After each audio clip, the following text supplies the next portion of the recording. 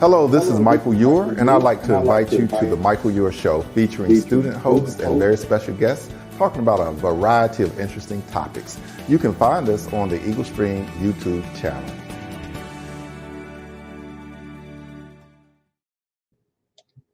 Good afternoon. Welcome to the Michael Eure Show. Today we have a very special guest, Earl Ijames, and this is part 2 from a discussion we had. And we have 2 of our very outstanding students, and I'm going to let us start by them briefly introducing themselves. And then Earl, if you could briefly introduce yourself. And then we're going to start with questions. And I'll start with you, Jerry.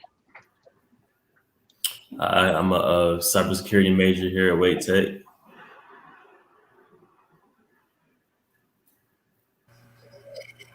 That was very brief. Okay. That was very brief. Yes, but you did host the show before, and we appreciate it. And I know that you're out of place, but you still are coming through. We appreciate it. Okay, Cameron, it's your turn. You don't have to be that brief, but you can be. My name is Cameron. I am currently done with my first year at Wake Tech, and I'm planning on taking on-campus courses later in the fall. So that'll be my second year here. That's Got to be here. Good, very good, because Cameron had to do everything online for maybe all of his time here. So this will be the first experience really being on campus. So Earl. Great. Well, thank you, Michael, and thank you, Jerry and Cameron. My name's Earl Ijames. I'm a historian, historic preservationist, a farmer, and I'm also a 7th generation North Carolinian. I do a lot of genealogy and help others with that. I presently serve as curator of African American agriculture and community history at the North Carolina Museum of History. And I've been with the North Carolina Department of Natural and Cultural Resources for almost 31 years. And so I am honored and thrilled to be asked to return for an encore presentation. Michael, you and I have been colleagues in this field for a number of years, and I certainly appreciate you and your invitation and what you're doing on this show. And so I'm here to offer a Juneteenth commemoration and celebration and help us to better understand and in historical context and in relation to us specifically as North Carolinians. Thank you, Earl. And Earl and I do know each other very well. And people think I'm a historian because I hang around him and he knows all those facts. It rubs off on you. So, and serving together on the African American Cultural Celebration Advisory Board is also something. And people think I'm a historian, but I'm really a computer information systems person. But I leave it to Jerry and the new generation of cybersecurity to get all the stuff right that I don't know. So yes. Now we're gonna start asking questions, and I don't know which of the students want to go first. Cameron. Yes. Let's start by asking just what is Juneteenth? What is the history behind it? Well, very good question. And Cameron, Juneteenth is a relative question as it relates to the entire United States. However, specifically, Juneteenth is born out of an event that took place after the end of the Civil War in June 19th, 1865, at the port of Galveston, Texas. And that is when Union General Gordon Granger arrived in Galveston in the middle of June 19th, 1865. This was 2 months after the end of the Civil War had officially ended in what we now call Durham, North Carolina, at a place called Bennett Place, which is a state historic site. And the actual unconditional surrender and the largest surrender of Confederate soldiers took place at that spot in April of 1865. And so in that sense, many of the people at that time experienced emancipation and what many people describe as Juneteenth, or a celebration and commemoration of freedom, as the Civil War ended. And so Juneteenth, for an example, took place in that part of North Carolina when the Union troops and the United States colored troops in particular, who were also with General Sherman here in North Carolina. They were also in the tow, or also as part of the soldiers who brought the news of emancipation and the ratification, or the process of the ratification of the 13th Amendment, to people in Texas, because at that time, people in Texas, many of them did not know the Civil War had ended. And so this was the Union's effort to go across the Mississippi River, and on the other side of the continent in the state of Texas, where some of the last skirmishes and the war was still literally going on. And so Union General Gordon Granger arrived with the news of the Emancipation Proclamation with United States colored troops. Is very important, because United States colored troops are a direct result of the Emancipation Proclamation, and also the political process of the Congress and the states in the Union ratifying the Freedom Amendment, what we now call the 13th Amendment to the United States Constitution that outlawed slavery. So that's a very good question. And that process is celebrated and commemorated and first called Juneteenth on June 19th, 1865. And that was a process because Texas is a very big state in the Union, one of the largest states in the Union. And it took a whole year to spread that news, as the commissions of the United States colored troops expired on June 30th, 1866, where those troops out in Texas were disbanded when their commissions ended. And that charge, or that mission of spreading Juneteenth, a celebration of freedom, commemoration of freedom in the state of Texas. But it's important to know that freedom and that commemoration started to take place here in North Carolina as early as 1862. And for those on the call, in the New Bern, North Carolina area, that is the area where Union troops first captured the colonial capital of North Carolina, which is New Bern, and began to spread the news of freedom on March 14th, 1862.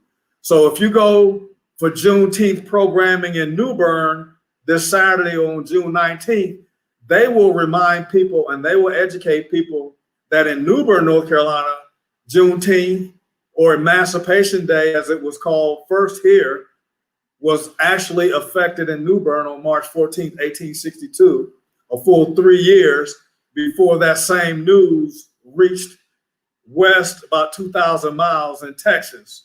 So hopefully that'll help be the long explanation to that question. So thank you. And that's why we know. Thank you, Cameron and Earl. We know we got to ask you a few questions because you give us real intense answers, and we appreciate that. So the next question is going to be asked by Jerry Green. Yes, what are some upcoming Juneteenth events happening in Raleigh? Well, that's a very good question, Jerry, because we have a Capitol City Juneteenth Celebration Planning Committee that has been working to bring together a Juneteenth commemoration and celebration of freedom, as well as also to know that this is Black Music Month. So we celebrate our musical heritage as well in the Juneteenth commemoration and celebration for Raleigh, that will be educating people about when Union General William T. Sherman brought the news and the United States colored troops and Union troops on General Sherman's march into Raleigh, North Carolina, the capital city, as part of the process of ending the military process of ending the Civil War, which affected the political process of ratifying the 13th Amendment. So what happens is we have a Capitol City Juneteenth celebration that is centered around two different facts, and that's the website. The fact is, on April 12th, 1865 is when Union troops arrived in the capital city with United States colored troops, particularly a regiment called the 135th United States Colored Troops that Union General William T. Sherman formed in Goldsboro, North Carolina on March 27th, 1865. And so if you're in Goldsboro on March 27th or in March, then that would be your Juneteenth. That would be your Emancipation Day. And that would be the day when Union troops, about 60,000 Union troops, arrived in Goldsboro, because Goldsboro was the railroad hub of the Confederacy. It is where the railroad lines went from Virginia, from Richmond, from Petersburg, down into eastern North Carolina, down to the port at Wilmington. And also the railroad lines came across to the Fort Fisher and the port at Wilmington from across upstate South Carolina, which is another part. But Capitol City Juneteenth Celebration, we're educating people on two things. The first, what I just told you about the April surrender and the end of the Civil War and the capture of Raleigh, as well as the first Freedmen's Convention in the United States at the end of the Civil War took place in Raleigh later that year in September and October at a historic place called St. Paul AME Church, which is one of the oldest African-American congregations in the United States. And they actually still have a church on Edenton Street down the street from the state capitol. And that historic site is where the Freedmen's Convention took place. And so if you can put yourself back in 1865, at the end of the Civil War, there were about 350,000 formerly enslaved men, women, and children. Many of them had been separated from their families. And one of the first things they did was to begin to seek a family reunion, or to seek reunification of families. And those families had literally been following General Sherman's army from Chickamauga, Georgia, through Atlanta, Georgia, to Savannah, Georgia, through Columbia, South Carolina, which is the state capital of South Carolina, into Fayetteville, North Carolina, with a Confederate arsenal. And all along the way, there are people escaping slavery and seeking freedom, and that is effectively their Juneteenth. And so when Sherman gets into North Carolina in March and in Fayetteville and liberates Fayetteville and captures the Confederate arsenal, then they're right between Fayetteville and Goldsboro is the largest land battle of the Civil War in Johnston County called Bentonville. And so Johnston County is liberated in March, and that's a Juneteenth celebration in Johnston County. But again, these freedom seekers all are following Sherman's army literally into Goldsboro, where the United States Colored Troops, 135th Regiment, built the first continuous road between Goldsboro and Raleigh. Now, everybody drives today Highway 55 and Highway 70, but the very first continuous road was actually built by United States Colored Troops between Goldsboro, North Carolina, and Raleigh in March and April 1865. And so fast forward, what happens is all these people mass meet in Raleigh for this Freedmen's Convention because they want to educate people who were formerly enslaved on how to become citizens of the United States as a citizen and not as an enslaved person. And then secondly, they want to deliver resolutions demanding equality before the law and that citizenship to the special session of the legislature at the state capitol that would be voting on the 13th Amendment, or that Freedom Amendment outlawing slavery. And so what the Juneteenth celebration in Raleigh is about is educating people about this Freedmen's Convention, Juneteenth in Raleigh, Juneteenth in this part of North Carolina, in Durham and Raleigh, all the way back to Goldsboro, Johnston County, down to Fayetteville, and in North Carolina in general. And we're educating people about that. But also what happens is we're educating people at the actual sites. So on Sunday, June 20th, there is a virtual program that will be held at Historic St. Paul AME Church to educate people about that Freedmen's Convention, as well as people to experience that actual site. If you can imagine, in September and October 1865, at this exact church, that church had the tallest steeple in Raleigh, and it at that time had a bust of President Abraham Lincoln. So it's an amazing place, and I would encourage you to go by and see it and log into that site. But if you back up on that Saturday, June 19th, we're going to have a celebration of Black Music Month, as well as Juneteenth commemoration programs at historic Dorothea Dix Park, what actually used to be a plantation, an actual plantation called Spring Hill, where enslaved people built the house and the place there.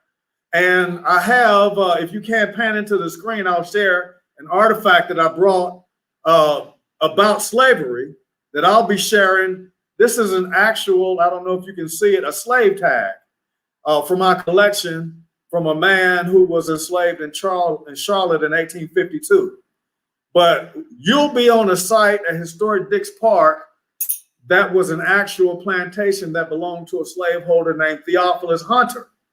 And on that location, some of the descendants of a man named John Hunter, who was enslaved at Spring Hill Plantation, will be there, the descendants, to share and talk about their experience and actually have a family reunion to reenact those historic Juneteenth celebrations and commemorations that Juneteenth out in Texas and the Juneteenths and Emancipation Days from Texas and Louisiana, Mississippi, Alabama, Georgia, South Carolina, North Carolina, Virginia, and Tennessee, all celebrated as emancipation came, and that was reuniting families that had been separated through slavery. And so the Hunter family will actually be on the stage to share their experience and have a family reunion for the first time at historic Dix Park on location in many, many years. And so that's going to be part of the Juneteenth celebration and commemoration in Raleigh. And that's going to be from 1 to 5 p.m. on Saturday, June 19th. Now, just before that, at 9 to 12 at the historic state capitol, we will have events that you can see on the website. And our state capitol is very important in Juneteenth and Emancipation Day celebrations and commemorations. And that is because that is the site where our state ratified the 13th Amendment outlawing slavery.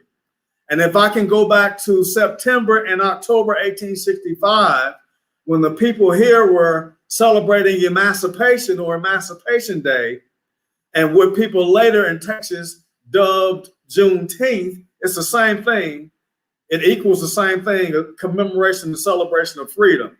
But what happens is the Freedmen's Convention had crafted resolutions to march down Edenton Street from historic St. Paul Church, historic St. Paul AME Church, to the state capitol in Raleigh. Now, for those who don't know, I have to educate you that Raleigh, North Carolina is the first planned capital in the United States. It was laid out in 1791 and 92 at the exact same time that Washington, D.C. was laid out as the United States capital in 1791 and 92 at the foundation of American history. So voting on the 13th Amendment at Raleigh was a very significant event, not only in Raleigh and in North Carolina, but also in the nation.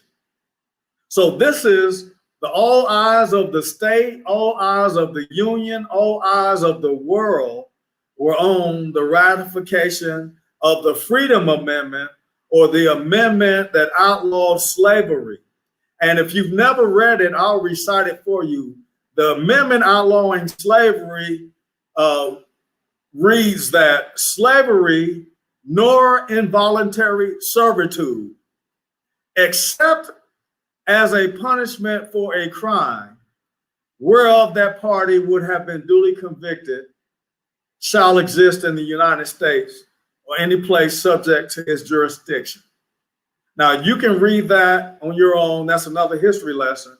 But that's the 13th Amendment that was actually passed by the United States House of Representatives and the United States Senate or Congress, January 31st, 1865. And that's a very significant date and event because the United States House of Representatives would not even vote on the 13th Amendment until a very significant military event took place. And that military event was the capture of Fort Fisher, North Carolina. And I just briefly alluded to it, but Fort Fisher, or the Confederate Fort Fisher, was the largest earthen fort in the history of the world. It was built by enslaved and free people of color who were serving in the Confederate Army. And it was meant to defend the largest city in North Carolina, which was Wilmington, and the port and the fort at Wilmington, which was used to protect those railroads, as I mentioned, going back to Goldsboro and back through upstate South Carolina and across to Atlanta, Georgia, and up to Richmond, Virginia, which was supplying the Confederate armies of General Joseph Johnston in North and South Carolina and Georgia, and General Robert E. Lee in Virginia that most people know about. They were all being supplied by the railroad lines that were coming out of Fort Fisher and through Wilmington. And so that fort needed to be captured, and the Union could not capture it until they enlisted the United States colored troops in the largest amphibious assault in the history of the world before D-Day. Okay. Now, you didn't, yes. Oh, I'm sorry, you down below 10 minutes, but I just want to make sure that we let you know that time frame. Right. We have a Thank question. you. And I'm gonna wrap this up and get to this. Okay. But that's not to be understated what I just said. The largest amphibious assault in the history of the world before World War II and D-Day, June 6, 1944, and the 81st and 82nd Airborne falling in the beach at Normandy, 75,000 or so troops. We've seen the images. Imagine Black amphibious United States colored troops by the thousands jumping into the cold Atlantic Ocean in January and the cold Cape Fear River to charge up the largest fort in the history of the world on a almost suicide mission to capture that fort in the largest battle in the history of the world. And the 27 United States colored troops captured it. And only after that happened is when Congress voted to pass the 13th Amendment that I just read to you. So Juneteenth, or Emancipation Day, came to the people of the lower Cape Fear and upstate South Carolina at the end of January 1865 and early February when this took place. So Wilmington, for all intents and purposes, celebrates Juneteenth as January and February 1865, when United States colored troops liberated that area. But so what happens is the 13th Amendment goes out to the states for ratification. And for those who don't know, it takes 3 out of 4 states, so 3/4 of the states in the Union, for an amendment or that Freedom Amendment to become law. At that time, there were 36 states in the Union, and 11 of those states were Confederate states. And so if you do your math, 36 minus 11 means 25. So we're kind of in a bind. So if we fast forward back to what's going on in Raleigh, the Freedmen's Convention marches resolutions in October to the Capitol. North Carolina is in the middle 20s on voting on the 13th Amendment, and all eyes of the nation, the state, the union, the world on what North Carolina is going to do. So what happens is the legislature completely ignores the Freedmen's Convention, shuts them out, and begins to debate whether or not to ratify. But what they do is they actually pass a resolution that I have in my hand a copy of. And this is a resolution that's calling for the removal of the United States colored troops from the state of North Carolina on October 17th, 1865. And as a direct result, the North Carolina legislature requires the United States colored troops to leave the state of North Carolina before they can begin debating to ratify the amendment. And so the federal government takes the United States colored troops out of North Carolina as of December 1865. And many of those United States colored troops are sent also to Texas to join General Gordon Granger to help spread the news of freedom and emancipation as part of Juneteenth, with people in Texas and the West going all the way out to California, now called Juneteenth. So that is North Carolina's role, and that is Raleigh's, and that's what we're educating people about. So as a direct result of that, we're going to have a program at the Capitol. Then on Friday, we're going to actually have United States colored troops reenactors on the 18th at the North Carolina Museum of History, so that people can see close up what their uniforms and armaments look like. So thank you again. And just as a brief education, that's what the Raleigh Juneteenth is about. All right, and we're about to wind it down, but I want to make sure that the Hunter family knows we're going to come back to ask this question. But right now, I want Earl to talk about a program in Rocky Mount. So we're not forgetting you, Richard Redding, and Richard is a co-worker. We're going to get that question asked, and we're going to extend the show to 12:40, but I don't want to do a disservice to the people in Rocky Mount. So if you could tell us about the program that's happening today in Rocky Mount, Earl. Okay, great. Thank you, Michael. This is a program that that I was asked to participate in down in Rocky Mount. And for those who don't know, Rocky Mount was created like Goldsboro as a railroad town. The railroad line that goes through that is the same railroad line that General Sherman wanted to destroy and then rebuild. So Juneteenth in Rocky Mount is part of the news of freedom, and those Union soldiers were United States colored troops under Union General Terry, bringing the news of emancipation up the railroad line to Rocky Mount. And so we're having our Juneteenth commemoration in combination with a celebration of Black Music Month. And if you can scroll up on the screen, you'll see someone who is going to be joining the ticket with me is the world famous artist, jazz musician, and beach musician, R&B musician, Mr. Bill Myers, 2014 North Carolina Heritage Award winner. I can go on and on, but he's also a member of the African American Music Trail of Eastern North Carolina. And we're going to hold our event at the Harlem Brew South, which is an enterprise, a microbrewery that is the only Black female-owned microbrewery in the state and maybe the nation. And their proprietors are putting this event together inside a historic tobacco warehouse that they are in process of renovating, and have relocated their actual franchise from Harlem, New York to Rocky Mount, North Carolina, and renamed it Harlem Brew South.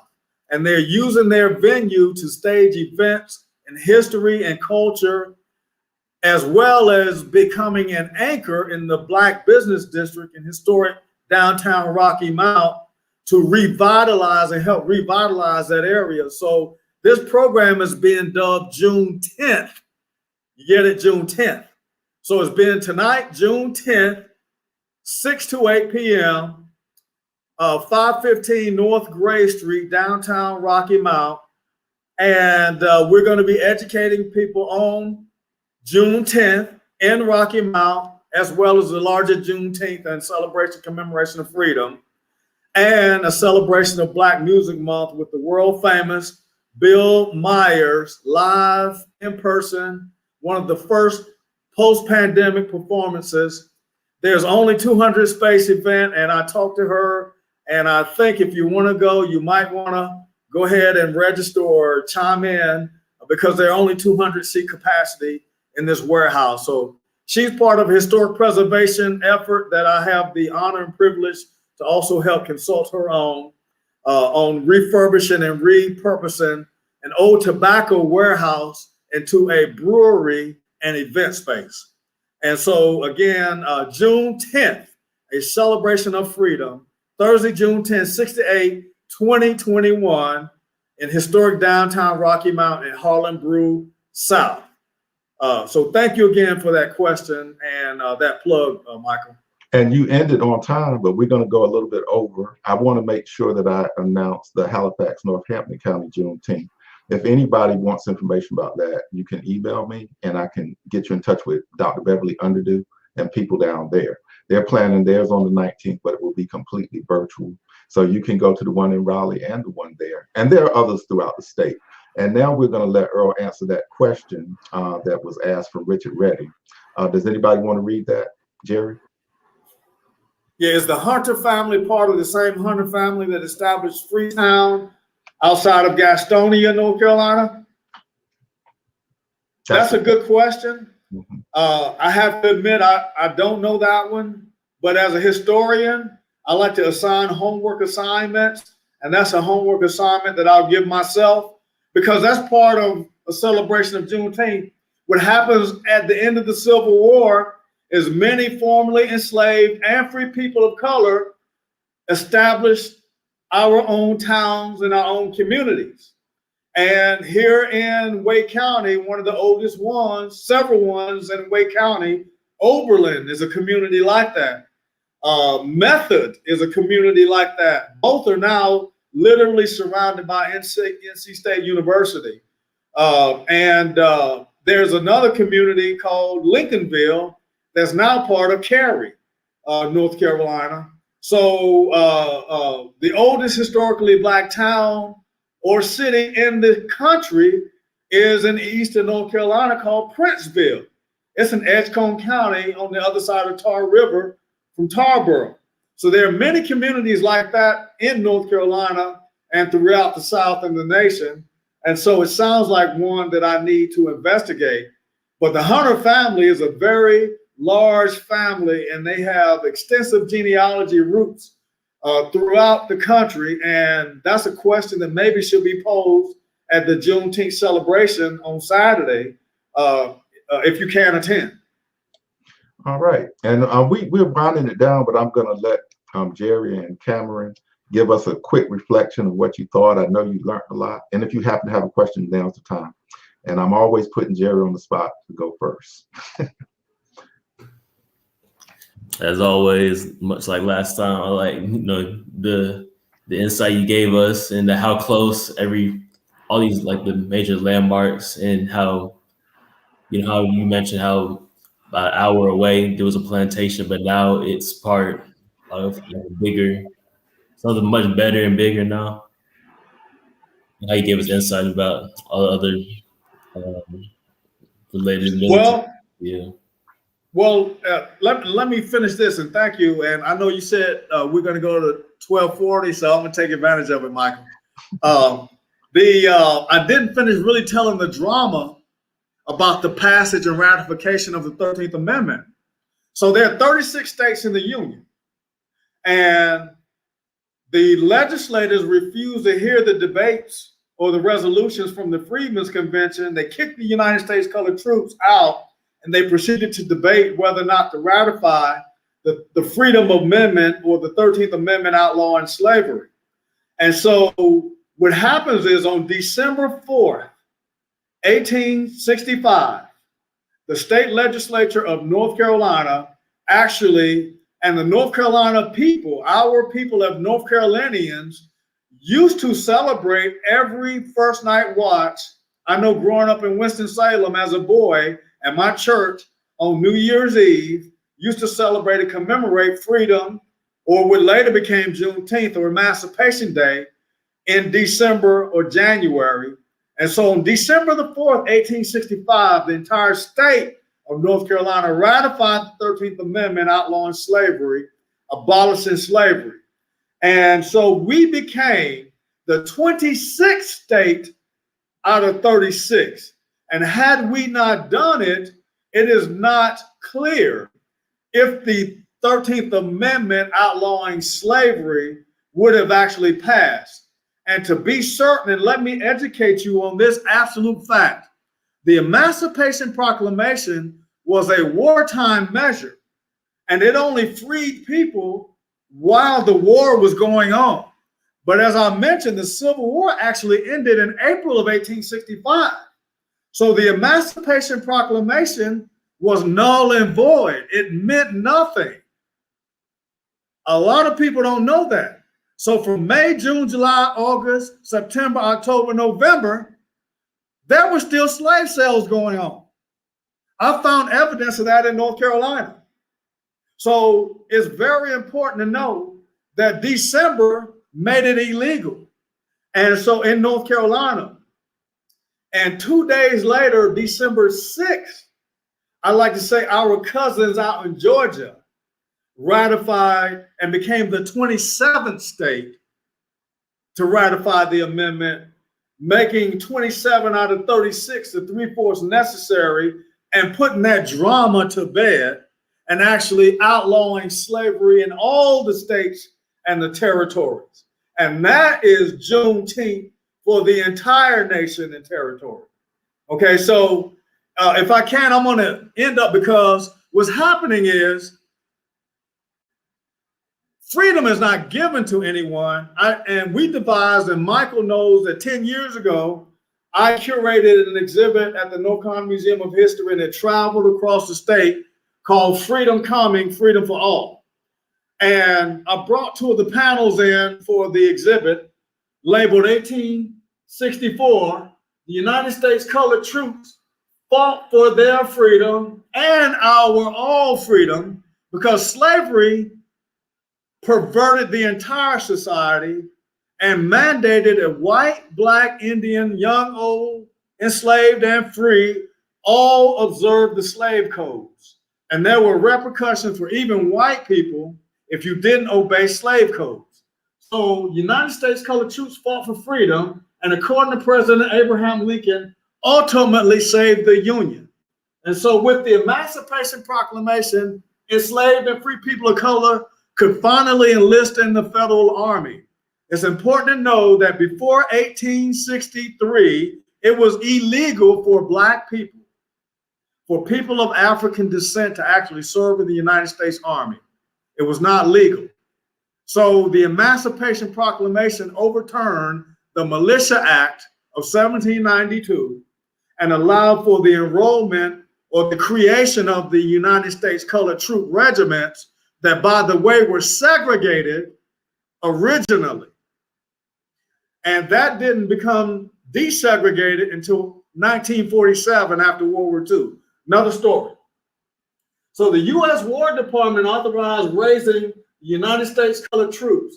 And so as a result, about 200,000 United States colored troops were raised between 1863 and, as I mentioned, when their commissions expired in June 30th, 1866, when they finished spreading the news of the freedom and emancipation in Texas.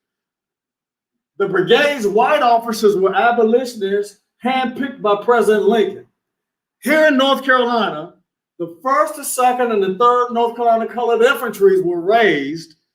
And there is a medallion that I shared in the first segment of Private John Gaskell, who was 54 years young when he left Washington, North Carolina, and sought freedom around New Bern by enrolling in the 1st North Carolina Colored Infantry that was later federalized into a national regiment as the 35th United States Colored Troops.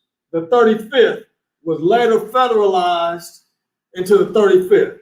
So the 2nd North Carolina Colored Infantry and the 3rd North Carolina Colored Infantries were formed in New Bern. As I mentioned, the 1st North Carolina Colored Cavalry, or the 2nd U.S. Cavalry, actually was raised in northeastern North Carolina, in Halifax County and Gates County, North Carolina, and those places. but they were actually enlisted in Norfolk, Virginia. Okay, and then there was a United States Colored Troop Heavy Artillery that was raised, or the first North Carolina Colored Heavy Artillery, or the 14th, later federalized. They were raised in a new city established in 1861, but they were raised in 1863 in a new place called Morehead City. That's a popular beach resort today.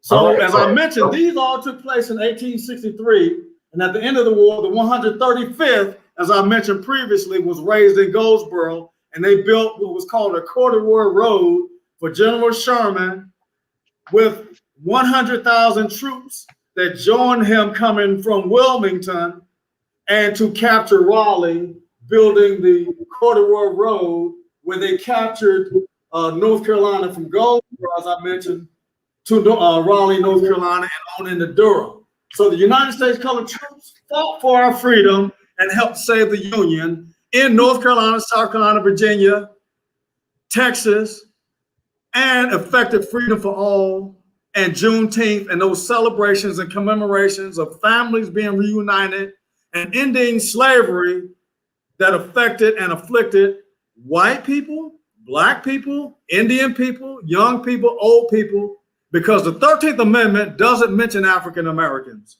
It mentions only the outlaw of slavery. So thank you. Well, thank you. And you know, you did take advantage. You went beyond. But I didn't let Cameron say anything in the end. And if you have anything, now's the time, Cameron. Nothing. I'll just say thank you, Mr. Ijames. So, thank you for answering our questions. Thank you. Okay, Thank yes, you you're welcome. The answers. And we can get more from Mr. Ijames by visiting the Museum of History. Just giving him an email. Do they have a contact for you? They do. And you can go into the North Carolina Museum of History website, ncmuseumofhistory.org, as well as you can reach me on my education website. It's www.tcbes.com. We're celebrating 25 years educating people. The acronym is tcbes.com. It's Town Country Books Education Services, or sometimes people like to say taking care of business education services. Again, celebrating 25 years of history and agriculture education.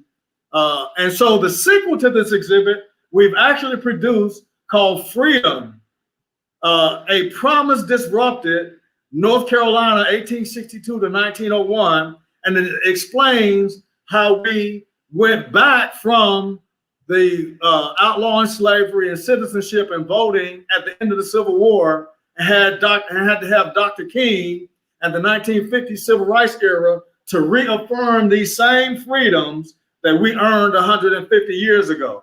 And so that exhibit, Freedom, A Promise Disrupted, is currently in Asheville, North Carolina at the Western Archives, and you can see it through the rest of the summer into the early next year. So again, thank you, Michael. You can reach me at ncmuseumofhistory.org or tcbes.com. Thank you, Michael. Thank all of you. And Obelia, I got to shout her out if she's got anything to do with those panels. Thank you for bringing the panels, Earl. Yeah, thank you. And these panels are team. Obelia, as we mentioned, is our designer, outstanding African-American female with many years experience in exhibit design and graphic design, graduate of NC State School of Design, got to give a shout out. But these images are all alluding to freedom. As I was telling Michael, the purple in particular indicates the indigo that we used to raise as enslaved people that was used for ink. And the color purple was used to pen the Emancipation Proclamation in indigo. And so it alludes to the freedom of the color of purple and the indigo on the panels.